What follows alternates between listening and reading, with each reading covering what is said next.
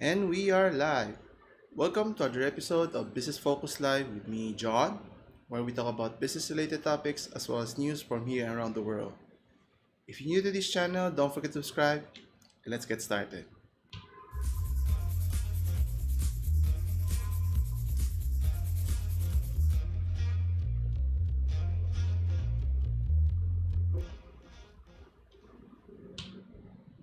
And we're back.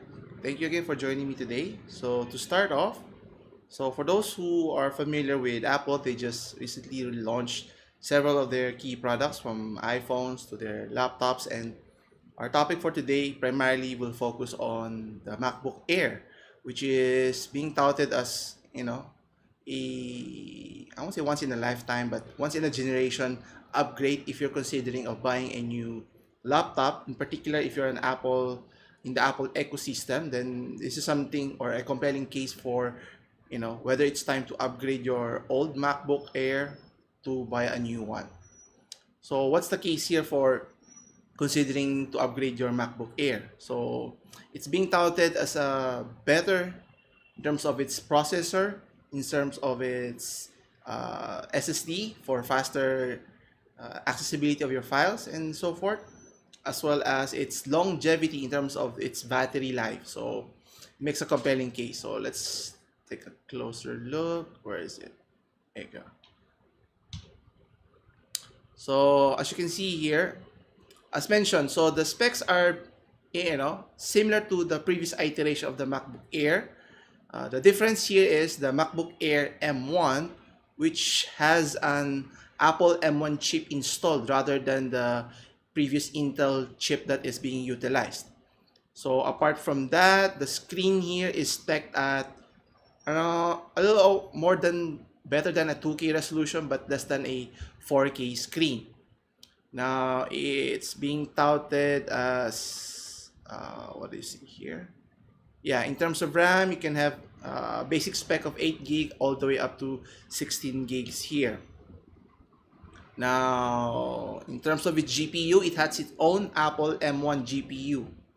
Now, for those who are not familiar in terms of the CPU and its GPU, obviously more cores is always preferred so that you can do more intense multifunctional or multi-threaded. In this case, if you plan to use, if you plan to do or use for multitasking purposes, obviously more threads is always, or more cores is always preferred here. So let's take a closer here. So as mentioned, it's a 2K screen resolution, so great pictures. And the key point here, the great upgrade in terms of its CPU cores is now has 8 cores.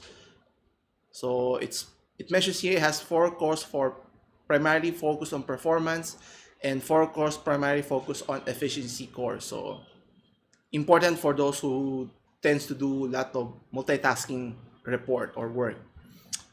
As mentioned, it has its own GPU, 7 cores, and as mentioned, so if you buy the basic spec at around $1,000, it has an 8 gig of memory, which is, for some, especially for nowadays, if you do a lot of work, spreadsheets, doing Zoom calls, watching videos, and so forth, or even web browsing, 8 gig may not be enough. But Apple is stating that 8 gig is more than enough for your basic task here, unless you're doing video rendering here. And you're given 256 SSD storage space. Now obviously the transition from typical hard disk storage is always better compared to your SSD. Now, is it significantly faster? It definitely does. Based on my experience, I've already upgraded my previous laptop using the Dell XPS, and from the time you log in, when you turn it on, to the time it logs into the desktop, there's a significant improvement. It's much faster. Not just that, but accessing files, but as well as transferring files as well. Now for the MacBook Air, its key features here, so the screen we've already mentioned, and then the storage here and the memory. Yeah. Speaking of ports, now it's similar to the previous one, which it only has 2 USB Type-C ports, meaning you have to include a dongle so you can attach your peripherals from your mouse, keyboards, and whatnot if you plan to use that, or even a gaming controller.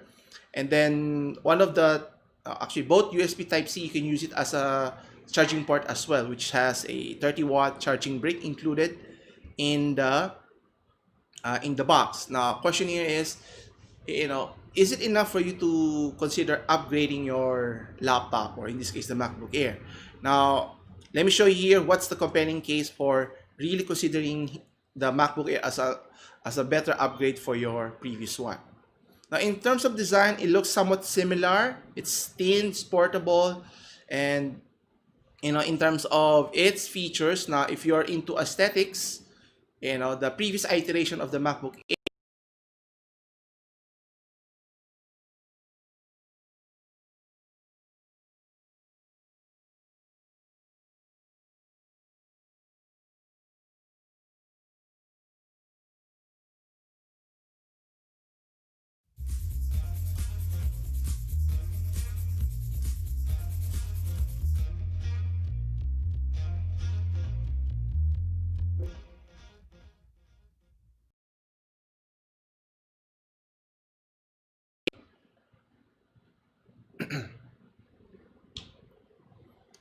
Okay, so going back to what I was saying earlier. So whether you're considering whether it's time to upgrade your previous MacBook, whether it's a MacBook Air or MacBook Pro, you know, the MacBook Air, the 2020 version, the M1 chip, or with the M1 Apple M chip here, is a big consideration of a more superior performance here. So in terms of performance here, so let's see what's the main difference here. So in terms of fans, so if you're into aesthetics, in terms of if you want it to be not as noisy as its previous iteration, in this case, they've removed the fan here. So that's a big difference here. So there's no more fans, there's no more noise. Whether the performance suffers, we can see later on in terms of its peak performance here. So not only that, obviously the screen has been improved significantly. So it has now, I think, 400 nits in comparable to the Dell XPS 15. So if you're into bright pictures, then can go wrong with the MacBook Air here. So what else? So let's take a look here. Yes, one of the main gripes, and my gripe as well, is in terms of the webcam. Now, if you're going to provide the webcam, since you have the technology to provide one of the more better features in whether you're in Apple or even in Samsung, for a webcam, you're still stuck with the 720p resolution. I think we can already, I think Apple could already upgrade that to a high definition resolution, so that when you're doing conference calls, whether it's Zoom or Google Meets or even Microsoft Teams, is something a significant improvement. That is, I think it should be a given, rather than something that's down the line that people will look forward to. But the key point here that everyone is trying to find out is the upgrade necessary. And in terms of the chip, as I mentioned, it's a significant, they call it the game changer, as mentioned. So comparing it to the previous iteration, since with its 8-core integration in their chip, the M1 chip, let's take a look here in terms of its bench performance here. So let's see here. So in terms of looking at the Geekbench 5 here, so if you're looking at the single core versus multi-core performance, now comparing the MacBook Air versus the MacBook Pro, you can see here there's a slight difference. Okay, so obviously the MacBook Pro is geared towards a more professional, high-end processing, whether video editing and so forth, right? But in terms of the MacBook Air, it's not lagging behind. But the difference is in this case, in comparing the performance of the previous Intel chip comparing to the latest M1 chip. And as you can clearly see here, right, for the single core performance, it's somewhat lagging behind already. But if you compare that to the multi-core, there's a big difference.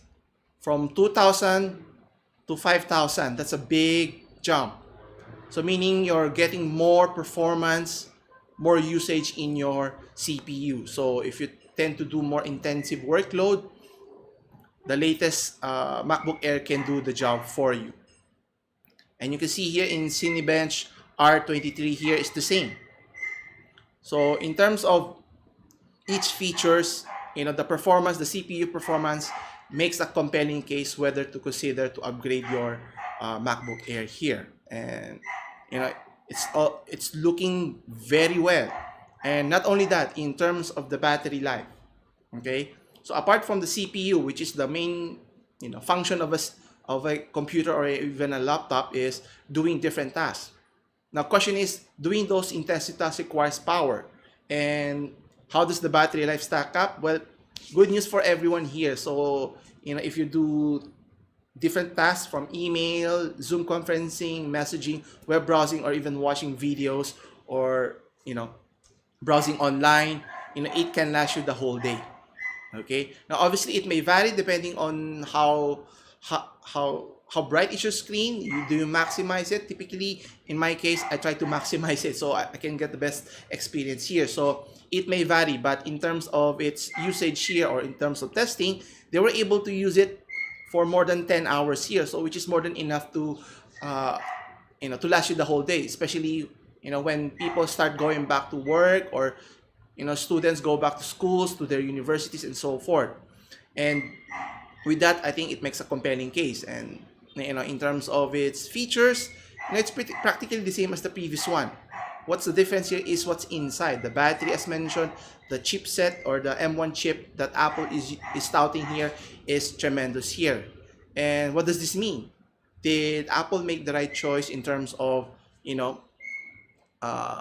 leaving Intel as their sole supplier for their chips? Well, I think they made the right choice here, right? So making a compelling case for customers to buy their product. So it's very affordable in terms of Apple. So it starts at around $1,000, around 50,000 bucks, or 50,000 pesos, and it can go higher. So if you want a more reasonable experience, I think you need to spend around $1,500 to almost $2,000. If you want more storage, I would highly recommend, at the very least, 512 storage of SSD, since 256 is not enough if you save a lot of files, programs, even games. That tends to pile up quickly. And then the RAM as well. So typically, as recommended by Apple, 8 gig is more than enough for your mundane typical usage. Unless you're doing video editing, hardcore stuff, you need to upgrade to 16 gig. But if you're doing more in video intensive, then it is recommended that you use their MacBook Pro instead. So the question here is it a good buy? Well, if you're not planning to buy in the first place, and upon hearing the latest release of the MacBook Air, it makes a compelling case, and it's great for the consumers. Now, this does leave Intel with a big problem. They're now in trouble in terms of not being in the ecosystem in Apple, and as well as in the Windows ecosystem. AMD is doing leaps and bounds in terms of their performance. So Intel, if they don't innovate in terms of their production, or in terms of their product, they'll be left behind, like how AMD was in years and decades past. But in terms of if you're a Apple MacBook user, it's a money that will be well spent. So happy holidays. So it's a remarkable improvement in terms of the Intel MacBook MacBook Air. So the bottom line is, it's fast, it has a great battery life, and the processor, it's compelling, it's very powerful, so it gets the job done. So if you're not sure, you're on the fence, well, that makes the case here. It's very simple here. If you're an Apple user, upgrading it is an easy choice. And speaking of technology, we were talking of how the fate of Intel is going right now with competition from AMD. And they're making leaps and bounds, as well as other manufacturers, like in the case of Apple, which is discussed earlier, that they're transitioning from relying so much on Intel. They're creating their own chipset, which is the Apple M1 chipset. or processor, sorry. So what does this mean for the company like Intel? Now, the semiconductor giant, which is TSMC or Taiwan Semi Manufacturing Corporation, is now confirming that they're going to produce a 3 nanometer chipset for 2022. So that's a few years away, but it's very, very soon. And what does this mean? A smaller CPU at 3 nanometers, will provide better performance. And I think right now, Intel is still stuck at 14 nanometers. That's why they're getting left behind in terms of performance. So not just Intel, I think AMD right now is in the 7 nanometers. So, we're getting to the point the threshold is, they're making leaps and bounds. So, in the semiconductor, if you don't innovate, improve your product significantly, you will get left behind. And according to TSMC, as mentioned, they've confirmed the production of a 3 nanometer. So it's the smallest. So whether this can be used for mobile, for laptops, or even for desktop application. And this is going to be tremendous. And they're touting it as it has at least 2.5 times more dense, compact, compared to the latest 10 nanometer, which is Intel's. So technically, what they're stating is the processing unit is 3 times faster, more complex. So you have to wait and see, but that makes a compelling case, especially if you're a tech junkie that you're looking forward to, see what's in the near future here. So let's see here. Where is it? There you go. Okay, so as mentioned, question here is, what happens to Intel now? Well, according to Intel, right now they're still stuck with their latest iteration from the 14 nanometers to just with its new 10 nanometers. Now, how good is that? So let's make a comparison. For the 10 nanometers, they only have 10 million transistors per square millimeter. Now, compare that to TSMC's 7 nanometer, which is smaller, but it has more transistors, as much as 113 million per square millimeter, meaning it provides better performance. That's why if you were to look at the latest AMD's Ryzen 3 architecture, which provides better performance by far compared to Intel here. And because of the density, can be used to either make chips with existing complexity, as mentioned here, making them smaller and therefore a little bit cheaper and enable more complex design. So it's a win-win for the manufacturer as well as for the users. So the question here is, even Apple, right, with its new 5 nanometer chip, which is good for 173 million transistor per square millimeter, and AMD is also cranking out the 7 nanometer design. So this is good news. Obviously, at the end of the day, this is going to be beneficial for all consumers, especially if you're into computers, into laptops or desktops. Innovation breeds better product. And obviously, Intel, you are lagging behind. So either you catch up to them, or worst case scenario here, you will be at the bottom of the market here. And as mentioned, even Samsung, the other big chip manufacturing, has already recently announced that they plan to close the gap versus TSMC, as mentioned, by creating its own 3 nanometer chip or processor by the end of 2022. And obviously, the future looks promising when it comes to PC performance, right? At least for the next 4 or 5 years. And I'm always looking forward, right? Obviously, better performance means you can collect more data, analyze more data, use more powerful machines so that they can analyze, and businesses can utilize it, even individuals can use it, not just for business, for research, for many applications like that. So we'll have to wait and see. Speaking of Samsung, right? For those who are a Samsung lover or a loyalist, if you use their many plethora of their product models, from the S series to the foldable phones, even the Note series, well, there's some sad news here. There has been a report that Samsung will stop making the Note line series to focus more on their foldable mobile phones. Now, what's the reasoning here? Now, they don't plan to develop any more new versions of the Galaxy Note starting 2021. So that's next year. Meaning that Galaxy Note 20 will be the last Samsung Note line. So what happened here? What changed? What changed here? Well, it's a matter of business, right? So let's see here. Well, the reason here is the Note line was focused on bigger screen, bigger sizes, right? Compared to the S series or the Galaxy S series. But the difference between the two is somewhat, what do you call it? Somewhat minuscule, right? With the only difference is when you buy a Note, even though it is bigger battery, bigger screen, it has a stylus, right? And that's the only main difference.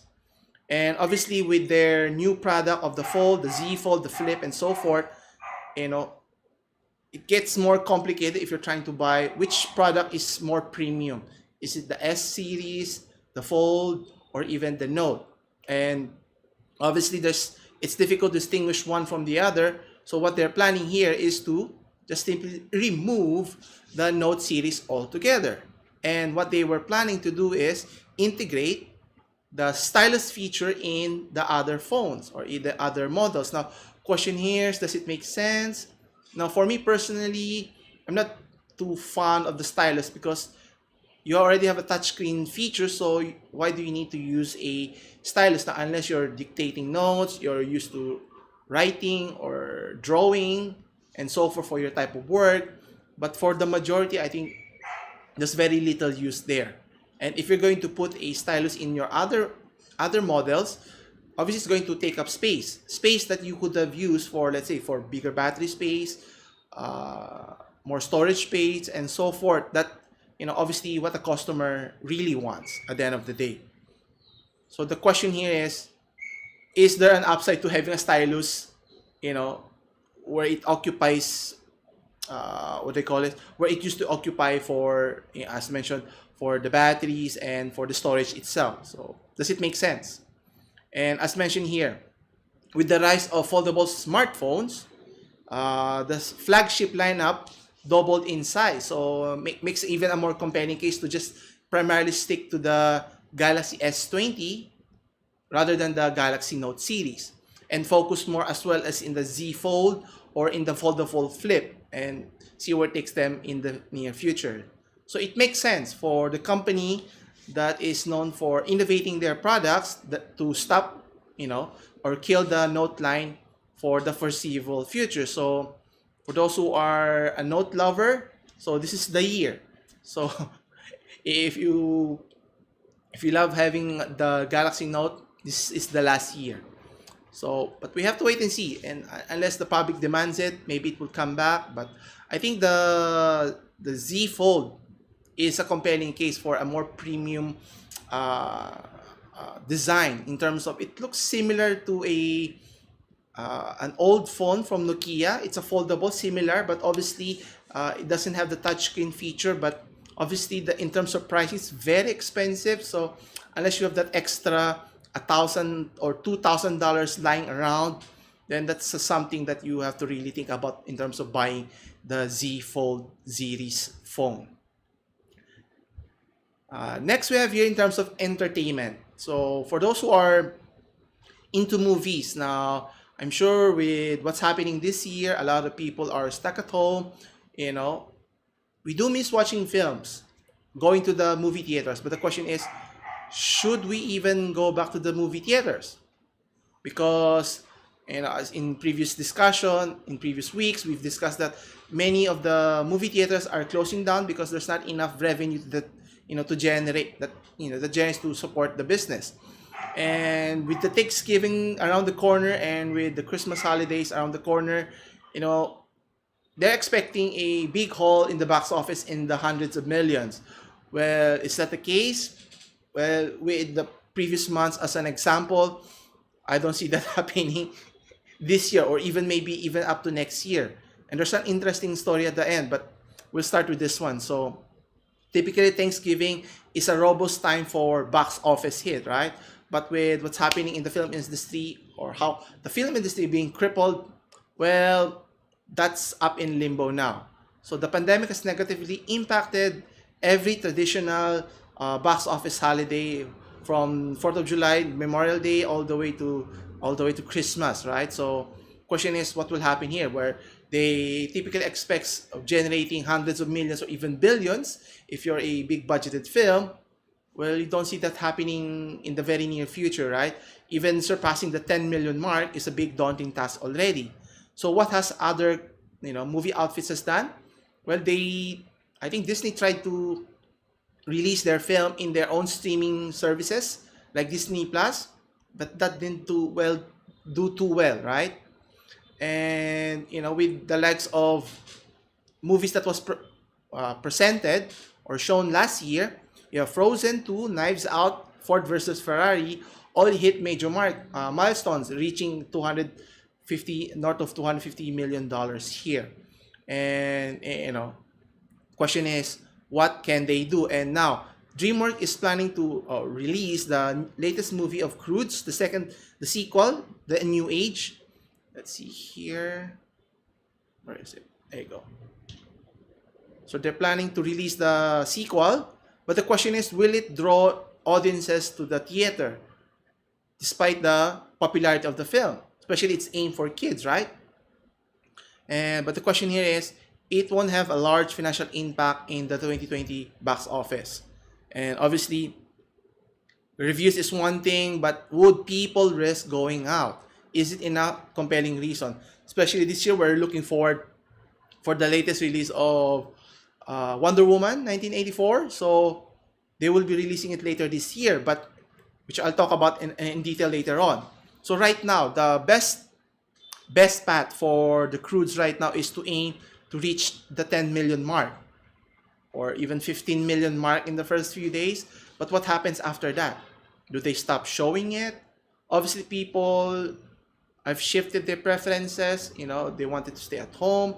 So would it be better for movie films to be streamed? Be streamed at home, the different services, whether it's HBO, Disney, or even Netflix, and so forth.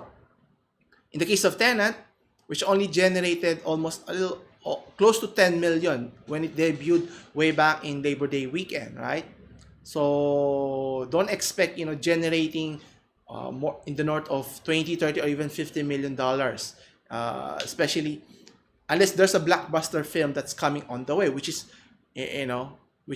what we're looking for, is the 1984 Wonder Woman film. But again, reports have been stated that maybe people would reconsider going back to the movie theaters when a vaccine is available and distributed worldwide, so that blockbuster films can be regularly released to the public like what it used to, and change the trend. Well, that's easier said than done, and I think many companies, not just from the movie theaters but as well as the movie makers, have already trying to find ways on how to generate revenue if people are not going to the movie theaters like they used to. Well, one of the main companies has already decided to do something about it. And in the case of this one is HBO Max.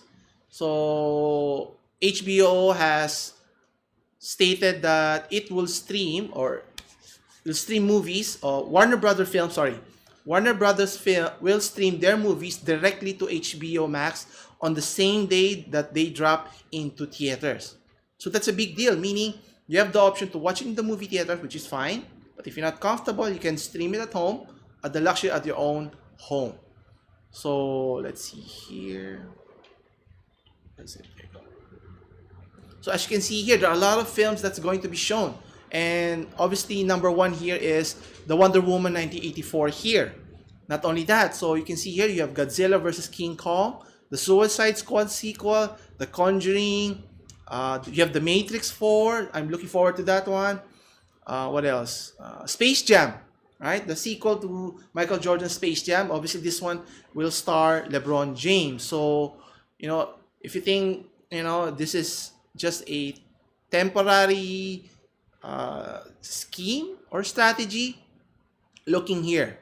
So you can clearly see here, if you go to HBO Max website, you can see that they're going to stream it at the same day, starting December 25. So, if you can't go out, can't watch it, you can stream it at home. But the problem here is, this only applies if you're in the United States. So unless you have VPN, for the rest of the world, you have to watch it in a movie theater. But if you have VPN, you can watch it at your home. You can stream it at home at your own luxury here. And, will this be the long-term strategy for many movie outfits, such as Warner Brothers, Sony Pictures, Disney Company, and so forth, on and on and on? Because if this strategy were to succeed, meaning simultaneously releasing it, streaming it into movie theaters at the same time, if it becomes profitable, at least it gives the audiences more options. But the problem is, what happens to the movie theaters? Obviously, the movie theaters will not be too happy that, it used to be that movies has to be shown in the movie theaters in public so that they can generate revenue in proportion to what the movie maker earns. And now, if it's directly tied up to streaming services, it's going to be a big problem here. Will the movie theaters go extinct in the near future? Maybe, maybe not, because not everyone is afforded with technology or being able to stream, can afford to stream. Especially, obviously watching movies is typically more cheaper than streaming it at home. You have to have internet, you have to have the computer to watch it, and so forth and so forth. But we'll see what happens here. So, speaking of technology, so continuing. So, we've discussed last time regarding the demand for the PS5 or the PlayStation 5 console. Now, obviously, holidays is around the corner. People are trying to buy for their kids, for their loved ones, and there's a big problem, right? When the sale came, not just in abroad, but here, you can just fall in line and buy the product. You have to purchase it online, and there was a big, I won't say hoopla, but there was a big disasters that happened. There was a company that took advantage of Scalpers, the Scalpers group, who took advantage of the buying of consoles online by using bots to purchase online, and they were able to sell more than 3,500 PS5 consoles. And people are at arms because they are trying to sell it at an even exorbitant higher price. Meaning, for a $500 console, they're now charging like 100, 200, or even double the amount. Obviously, this is somewhat shady and unethical, but obviously it's not illegal. And especially for those people you're trying to give to a kid, to your children, to your loved ones, who's really looking forward, you have to pay an exorbitant amount. Now, whose fault is this? Is it the fault of the scalpers here, or is it the fault of Sony? Okay, so let's see here. As I mentioned, so the company used bots to circumvent the on-time retail queues and automatically purchase the PS5 consoles. Now, they've already claimed that it has resold close to 2,500 consoles for profit. And they have even used Facebook ads to encourage people to sign up and resell their PS5 consoles for an instant $100 profit so that they can resell it again. And obviously, it has garnered negative comments from many consumers struggling to obtain a PS5, which is why one of my strategies were not to completely buy at launch the PS5. I typically wait at the end of its cycle, which is why I recently bought the PS4 console early this year rather than, buy the latest iteration of the console, because at least you know what good games or great games are available in the market, so you can stockpile them and play it at your leisure. Obviously, I'm the exception rather than the rule. And obviously, the Scalpers defended its action that it claimed that many of its members were struggling financially with what the pandemic is going on. But obviously, any company could have done that, took advantage of the situation using technology to combat technology here. Is it their fault? Obviously, there's a loophole here, but at the end of the day, I think one of the main issues here is the issue with Sony here. Obviously, they knew coming to this year that they're going to release a new next-gen console, and there were reports even before they released that there's going to be an even higher demand for the latest console. I think compared to the PS4 release, there were roughly around 5 million units sold. And by the time the PS5 is going to be released, it's going to double the amount. Did they prepare for that one? Because at the end of the day, for many retailers who's trying to sell the PS5 console, it's not readily available. Meaning, was it because of the pandemic, because of the production was shut down and so forth? That's why there's limited production? Or is it even before? They did not anticipate a surge of demand or increase in significant demand coupled with the lockdown that happened in the past few months. Now, obviously, at the end of the day, the consumers are the one who are to suffer here. Obviously, Sony will earn regardless here, as well as the retailers here, even the scalpers here. Obviously, Sony can do a better job of disseminating or communicating their products in terms of when to buy, where to buy, and how to ensure that everyone has an equal chance of purchasing the products.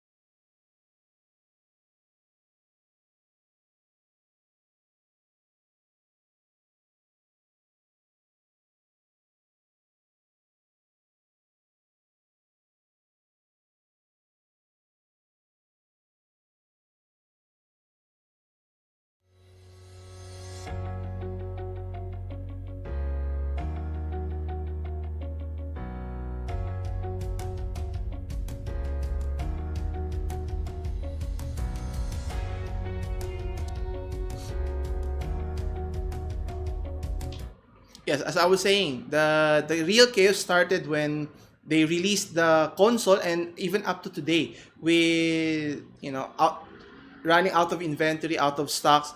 You know, Sony is suggesting that the PS5 has enjoyed its biggest console launch in history and promised to stock more before the end of the year, which I think it's a business miscue on their part. They should have known, they should have prepared this even before the pandemic, the year before. They knew this is a big change in generation. It wasn't just an improvement in the current console from the PS4 to the PS4 Pro.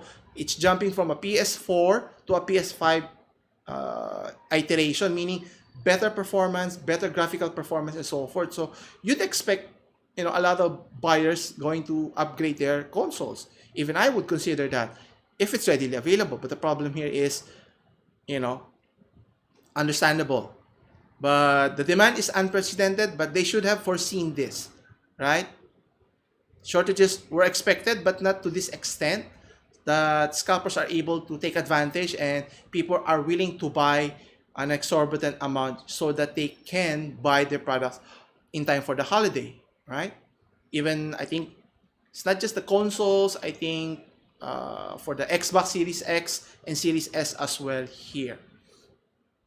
Anyway, for some local news, so obviously businesses are suffering. So how can businesses recover quickly? And one of the main key factors that was mentioned here in this article in Business World Online, it was stated that the healthcare system is critical to the survival and growth of any businesses here. So let's see here. Obviously, the pandemic has prompted companies to prioritize investment in the healthcare sectors. Obviously, to protect, the business itself. It's important not just to, to generate revenue, capitalize on your consumers, on your market, but, what if your resources, human resources, are affected with the pandemic? And this is something that's not just going to happen once in a blue moon, and it may occur more often, right? So question is, how does one learn? According to the chairman or CEO of Ayala Corp, Jaime Augusto Zubel de Ayala, stated that how does one learn from this crisis, and thinking that one area that we must all focus is reinforcing our healthcare system. Now, obviously, the pandemic has shown how vulnerable we are as a nation and as a business, right? We just can't just simply focus on generating more revenue, but obviously the revenue is primary goal. But at the end of the day, if people get sick, no one buys your product, there's no human capital, or there's no employees to help you generate those revenues, whether in terms of sales, manufacturing, finance, and all of those stuff. So you have to protect the interest, not just the company, but everyone's interest as well. And it was stated here that there should be a renewed focus on the healthcare platforms. Now, obviously, this should involve both the government sector as well as the private sector. Now, obviously, the government's role is to protect everyone, right? Ensure that, if a crisis like this were to ever occur again, which can in the next few years, is what's our learning experience, rather than being stuck for lockdown for several weeks or even months. Maybe we can reduce the time frame to just maybe to a month, even to a week, if that's possible.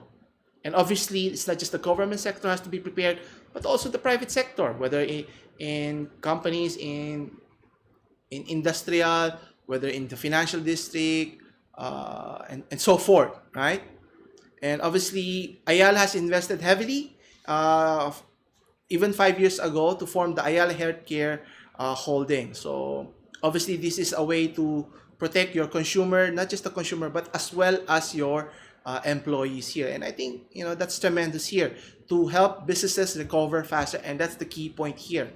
It's not just because you're spending to help your business, but helping your business grow and recover faster here. And obviously, partnering with the public and the private sectors will be tremendous, right?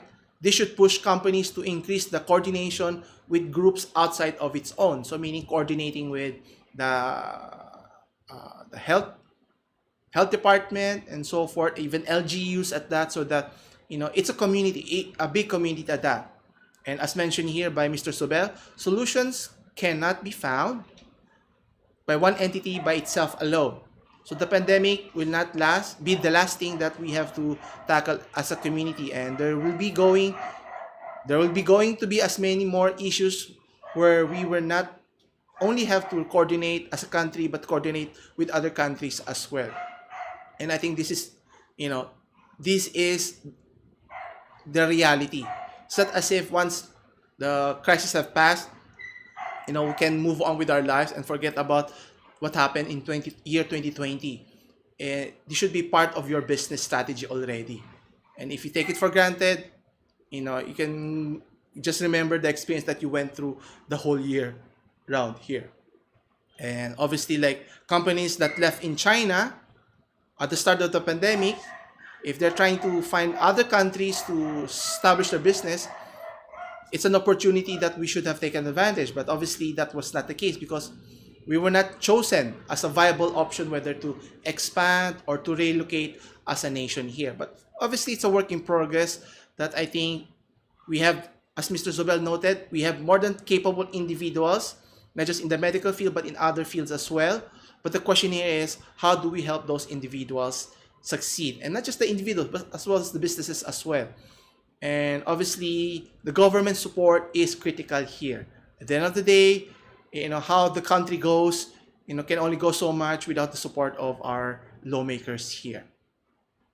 Speaking of trouble, according to our senators, since our education has been, significantly hampered in terms of transitioning from a face-to-face to a online or distance learning scenario, well, we got some of our bright senators who are trying to urge for the DepEd or the Department of Education to reconsider the face-to-face scenario or face-to-face classes, which is, I like the idea there, but for the reasons that they mentioned, doesn't make sense.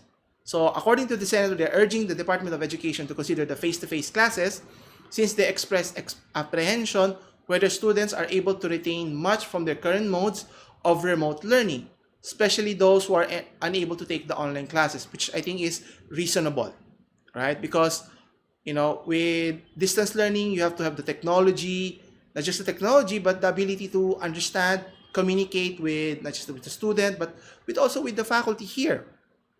But obviously, that's not the case here. Not everyone can afford those. It's not a luxury for many of our countrymen here. And according to our Senator, Mr. Gatchalian, he stated that according to his own analysis and monitoring, that we have done a tremendous strides in improvement And he claims even succeeding in managing COVID. Now, obviously, how can you state that you have succeeded because people are stuck at home? Obviously, it limits the growth or the spread of the virus. But the problem here, if you try to invite people to go back to the schools or to their, to their schools or universities, you risk the chance of spreading the virus again, which we don't want to happen. Now, obviously, there's a balance that we need to show. Is it safe to go out or is it not? So let's see here. Or is it? There you go. And according to him, the daily number of cases has gone below 1,500. That's 1,500 cases. But still, that's a lot of number. It's a lot of cases, right? And is it really that safe to go back out there? Especially for children, right? It's one thing for adults to go out into the real world and deal with the situation that it is. It's another thing if it's the children, the teens, below 10 years old, below 20 years old. And, if they're confident, would they risk their children going in public? Take note, for our students to go to class, some of them typically walk or even commute, right? Using public transport, whether it's jeepney or buses and so forth. So you're increasing the risk of contracting or spreading the virus. And the main question is it safe? If you can answer that question, then I think you can make a case for reopening the schools, assuming the schools are safe. But the question is, the traveling to and from your home to the school, it's a big gap. And I would be alarmed if I were to send my kids that way and not knowing the situation, if it's safe or not. Because it's one thing that an adult knows what to do in a situation, wearing masks, how to deal with other individuals and so forth. Obviously, kids, they're kids, they tend to be playful, they might make a mistake, and at the cost of contracting the virus. I don't think so. And I think Senator Amy Marcos mentioned that despite consistent evidence that face-to-face classes are not super spreaders, let's assume that the school is safe for children to have classes. But the problem is going to and from, as I mentioned earlier. And she added that, why not focus your attention rather than comparing the cockpits being open to why school are not being open? Obviously, cockpits are for leisure, for adults. They're not meant for kids. Education is meant for children, for the kids. So I don't know why you're comparing that. But she mentions a good point here. Schools are closed, that government should focus on protecting the teachers, students, and families from the virus. And I think if you can answer that problem, then you have a case for, I think it's time to resume or reopen our schools in the country here. But until that time comes, until we can guarantee that for each children that goes out in the streets, whether they travel by foot or by bike or commuting with different transportation that we have here, then we need to be cautious about that situation here. And but the question here is, obviously they're questioning whether is it too overwhelming to bear. Obviously for children, especially in my experience, that even kids that are studying at home, are they really learning, or is it just the parents who's doing the hard work, right? And they can make a case for both situations, but at the end of the day, the problem here is the pandemic that it is. Unless it's safe to go out there, I think it would be irresponsible to push for students or children to go back out in the streets right away. And obviously, according to the article, the DepEd is still waiting from the go-ahead from the president until such a time that they can feel confident. I'm sure he's listening to the many advices that he has. Whether is it safe? Is the health safety protocols in place? Meaning, can you imagine children being asked to wear face masks all the time, right? Frequent hand washing, proper ventilation in the facilities, physical distancing would be, monitored, priority testing and tracing, and if you're going to ask children to follow that, if they missed out on one, it's going to be problematic. So it's easy for the senators to state out, it makes sense to reopen the schools, but have you considered the other factors? They were stating the different factors, but they did not focus on those. If you tackle those, I think it makes a better case for reopening the schools. And at the end of the day, it's a decision for the president of the Philippines to decide, Mr. Rodrigo Duterte, to consider whether it's safe to go back out there. And with that in mind, obviously, if the school is affected, businesses affected, unemployment rate is going to be at an all-time high, which is in the next article here. That it stated that the unemployment rate will continue to remain high until mid next year, which is troublesome if you think about it. And unemployment rate is estimated to be to remain at around 9 to 10%. That's double the amount that we have the same period the year before.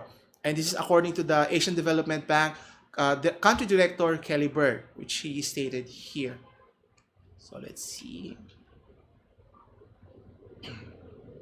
And as mentioned, so the doubling rate is understandable with the pandemic that's going on. So the question is, how can we resolve this issue?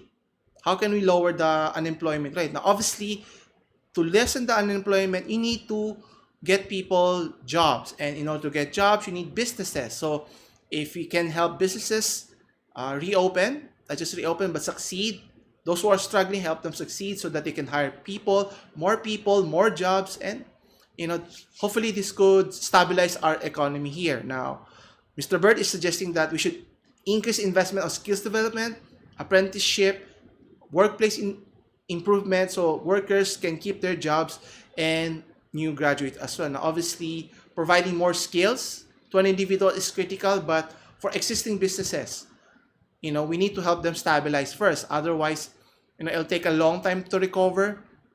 But according to the ADB, the worst is over. So we're now in the recovery phase. They mentioned that, for instance, the goods export already grew by 2.2% in September after the lockdown. And then the annual drop in imports easing is now at 16.5% compared to 21.3% the previous month. And for the remittances from our overseas Filipinos rose by 9.3%. Obviously, with Christmas season around the corner, Christmas Day is around the corner already, so it makes sense for our fellow Filipinos to remit their hard-earned earnings to their family and loved ones. And obviously, this is good news for everyone. But here's the key word. The recovery is going to be fragile and slow. Okay? Obviously, with every progress, with what miscalculation, if there's going to be a sudden uptick of cases, they could derail everything, right? It obviously rely on consumer spending as well as business confidence at the end of the day. So obviously, the economic recovery will depend on those people, and hopefully, we're on our way to fully recover soonest possible, fastest way. And obviously, according to Mr. Diop, a balanced fiscal strategy involves providing immediate support to households, vulnerable sectors in the short term, making investment to boost economic growth, and such as infrastructure projects. But again, I think at the end of the day, it's the business that needs help. If we can help businesses survive this critical juncture and encourage more business to start or even grow, I think this will be tremendous for the economy as a whole at the end of the day. Right? Anyway, finally, for our last story. So, since Christmas is around the corner, as mentioned, so you might be wondering what will happen to our loved ones or overseas Filipino workers who are abroad, who's planning to come home. Will they be able to do that? Well, good news. According to Philippine Airlines or PAL, they're going to offer nonstop flights as government eases their travel requirements here. So, meaning starting December 7th, which is a few days from now, they're going to offer non-stop flights. So, locations from, where is it? So, Balikbayans can use that to come back to the Philippines. So, this from what location? Let me see. You have the United States, Canada, United Kingdom, Australia, and some ASEAN countries. So, obviously, the direct flight is obviously to ensure that there's safe travel from one point of location or country to our country here. So avoiding the connecting flights and so forth, is a good idea. But obviously, they have to ensure that there is a strong health and safety measures in place to protect the passengers. Otherwise, there will be apprehension as to, do they have to go to the quarantine phase again, or is there a faster way to do that? And obviously, they're stating that they're carrying out intensive disinfection of aircraft surfaces before and after every flight. Now, again, same with what we discussed in the reopening of schools is, it's not the problem if the aircraft is safe or the schools are safe. It's traveling to and from to those locations is the critical part. If one part of the area that you're traveling is, it's not safe, then you can immediately spread it to other people quickly enough. But PAL has a testing center in the NAIA Terminal 2. So for arriving passengers who are non-overseas can test for the virus here. But they have to pay for the amount of 4,000 pesos.